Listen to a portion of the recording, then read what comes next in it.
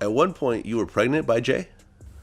Yes, I had a miscarriage. Okay, this was before the whole This is, yeah, takeover. this was like Okay. before all of that. How far along were you? I believe I was definitely less than 3 months. It was the first trimester. It wasn't. It was still early. Exactly. Yeah, it wasn't anything Okay. crazy. It wasn't planned. It wasn't like, oh, we're gonna have this baby and, move forward with our relationship. All remember Carmen Bryan, self-proclaimed mistress of 9 years to Jay-Z, who said that she even got pregnant by Jay-Z during their affair. Well, she's back. And she's got quite the opinion on what is going on with Jay-Z. So what exactly does she have to say about Jay-Z now? And what effect do her words have on the drama involving him right now? Okay, guys, for context, Carmen, who is the former ex to fellow rapper Nas and the mother to their daughter Destiny, was caught up in some nasty drama between the two after it was revealed that she and Jay-Z had an alleged entanglement while she was still in a relationship with Nas back in the late 90s, but before becoming a public figure. Carmen was a finance officer of Rush Management, a music production regulatory organization under hip-hop's all-encompassing record label Def Jam Records. Later, she served as Tracy WPP's executive assistant at Capitol Records, where she was the senior vice president of artist and repertoire. She met Nas as a teenager, but her relationship with Nas, who had a music contract with Columbia Records, became serious in her early adulthood. But the thing that caused a lot of buzz was her affair with Jay-Z while she was engaged to Nas. For those who recall this affair, was even the subject of Jay diss track against Nas titled Super Ugly that he released in 2004, 4 years into his relationship with Beyoncé, and the other diss tracks between the two K-men. Even previously spoke about her affair with Jay, most notably in her 2006 memoir titled It's No Secret From Nas to Jay-Z, From Seduction to Scandal. And in her memoir, she described waking up to Jay-Z kissing her saying over dinner, I decided he and I would be good friends for a very long time. We went back to Eric's house, talking and laughing. I was in no condition to drive home, so I decided to spend the night at Eric's Sean, and I sat and pretended to watch television before long. I drifted off to sleep. I woke up with Sean kissing me. His lips were so soft and luscious, and I began to melt into him. She did say that they never hooked up that time, but later in the book, Carmen described the first time they slept together, revealing that they had to make sure his intentions were right before committing. She said we started kissing, and it was rather intense. Somehow we ended up in his bedroom. He started to undress me, and this time I didn't resist. My clothes were off in a flash, and so were his, in the memoir. Carmen also wrote about the moment she told Nas about the lengthy affair with Jay-Z, saying she told him, Nas, it's true. The rumors are true. I have been seeing Jay-Z, so the other time Carmen also talked about the affair was in 2017, where she said that Jay-Z was her best friend. She also talked more about her decision to cheat on Nas with Jay-Z, saying, the problem was who I was cheating with. Now, had I been cheating with like some nobody who just wants to play Nintendo all day and smoke cigarettes in front of the TV, that may not have been a problem, okay? Like Carmen, we can get through that, we can get past that. But I was cheating with individuals that were in the same genre of music, the same circles, the same company. But I didn't look at it as if I was doing anything wrong. I felt like this is my circle too. These are my peers, like I'm in the box too. But she said she finally ended things after being left disgusted by Jay-Z rapping about hooking up with her in his song Super Ugly, if y'all remember. Jay-Z released the track in 2004 and rapped about how he slept with Carmen in a Jeep and left behind used condoms in her daughter's baby seat. Carmen revealed that after the release of the song, Nas phoned her to ask if it was about her after years of choosing not to believe rumors between the pair. And that's when she was forced to confess, next voice, did you Nas had a conversation about it? Nas called me immediately. Okay, again, like I said, we weren't even together. What was that phone call like? It was in the middle of the night, for sure. It had to be like 3 a.m. my time, and honestly, I didn't even know what he was saying.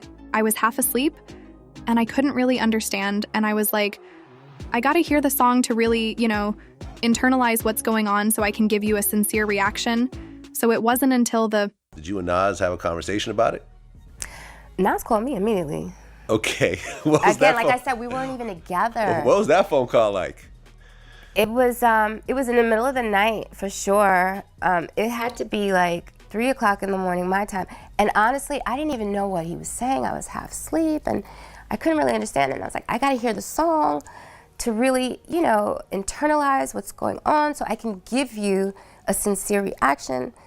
So it wasn't until the next day that I was able to absorb everything that was going on, assess it, and then have a conversation with him about it.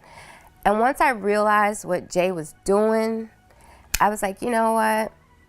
I'm not gonna allow him to belittle Nas anymore. Like, I'm the only person on the planet that could belittle this nigga. I'm not letting anybody else have that opportunity. Well, Carmen has been pretty silent since then, but she broke her silence amidst the news of Jay-Z's lawsuit.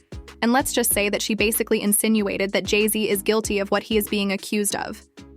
In her Instagram story, she criticized what she perceived as selective loyalty, saying these days people don't defend what is right. They defend who they like, and that's why we call you groupie. She later went on to post an excerpt from Jay-Z's verse in the 2010 hit Kanye West song Monster, in which Jay says that he essays villages, women, and children now after her past posts, which she deleted, by the way. Some people called out Carmen by telling her that she is the last person who should be calling anyone a groupie, like she was literally having an affair with a married man for 9 years while she was in another relationship. But you know what? That didn't stop her from making even more contributions to the drama. Carmen actually wrote in another post to be kind to past versions of yourself that didn't know then the things you know now. She also shared a snippet from a news article about Rear Sui claiming he is the illegitimate son of Jay-Z, and over the top posted an emoji of Michael Jackson eating popcorn. I mean, we can all clearly see what K-Men is doing here, right? She has basically taken sides, and based on everything she has posted, she is definitely pointing fingers at Jay-Z and speculating that he could be guilty of what he is being accused of in the scathing lawsuit. Okay? About that lawsuit so far, we know that the woman who was previously identified in the lawsuit, only as Jane Doe said her incident happened after she was driven to an MTV Video Music Awards after-party. According to the lawsuit, Jane Doe was dropped off at the VMAs at Radio City Music Hall by a friend, and she did not have a ticket, so she approached various limousine drivers to try to gain access to the show.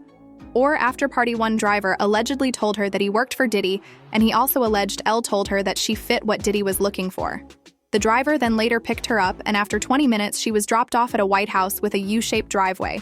The girl was then made to sign a document she believed to be a non-disclosure agreement, and she was told that she could not discuss what happened at the party, based on what is in the lawsuit. After that, she was allegedly offered a drink that made her feel woozy, lightheaded, and feel like she needed to lie down. She said that she walked down what appeared to be a hallway containing several rooms off of it, and she entered what appeared to be an empty bedroom so she could rest. According to the lawsuit, this room contained only a large bed with no furniture of any kind, not a television or other furnishings. Shortly afterward, the lawsuit says that both P. Diddy and Jay-Z entered the room, with P. Diddy telling her, "You are ready to party." That's when she alleges that Jay-Z removed her clothes, held her down, and proceeded to force himself on her, while Diddy and an unnamed female celebrity watched. She then says that Diddy also forced himself on her as Jay and the woman looked on, and when she could eventually manage, she ran out in the lawsuit. Jane Doe says that although there were other guests still at the party, no one appeared to take notice of her distress or attempted to help her. After what happened, she just ran to the nearest petrol station where she called her father. Now what Carmen is suggesting is that she wouldn't be surprised if Jay-Z did the things he is being accused of. But we also know that Jay-Z released a statement immediately after the lawsuit saying things like, "These allegations are so heinous in nature that I implore you to file a criminal complaint, not a civil one. Whomever would commit such a crime should be locked away. Would you not agree? My only heartbreak is for my family. My wife and I will have to sit our children down, one of whom is at the age where her friends will surely see the press and ask questions about the nature of these claims, and explain the cruelty and greed of people I mourn, yet another loss of innocence." In addition, he also criticized the lawyer behind the lawsuit, Tony Busby, calling him an ambulance chaser in a cheap suit, and then added what he had calculated was the nature of these allegations, and the public scrutiny would make me want to settle. No, sir, it had the opposite effect.